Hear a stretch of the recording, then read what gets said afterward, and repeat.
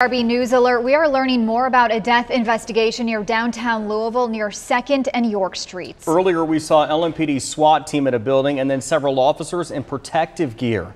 WDRB Stefan Johnson has been there live for a while now. So Stefan, what have you been seeing? Well, those officers, the SWAT team members, have left the scene, but behind me you can see LMPD, Metro Police are still here on the scene of this building. We're at 2nd and Breckenridge Streets in downtown Louisville. Police have been here for the past several hours. The scene has changed a lot. At one point, when we first got here, the intersection was blocked off.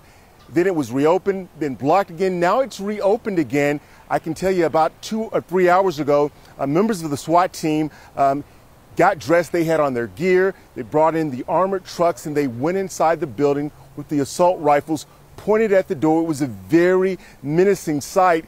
And then after being inside the building for about 5 or 10 minutes, those officers backed out.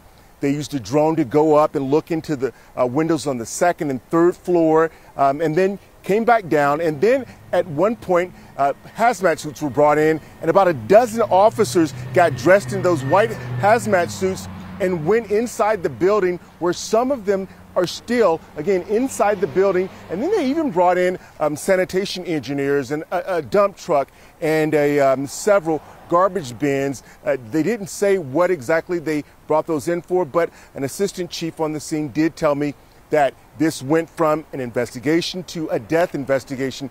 As for suspects or cause of death, for now, they're not saying any of that. But again, this is a death investigation. And a lot of people have been out here throughout the day asking questions, waiting to find out what exactly has happened and what police can tell us about the victim. But so far, no information about the victim, the cause of death, or suspects in this case.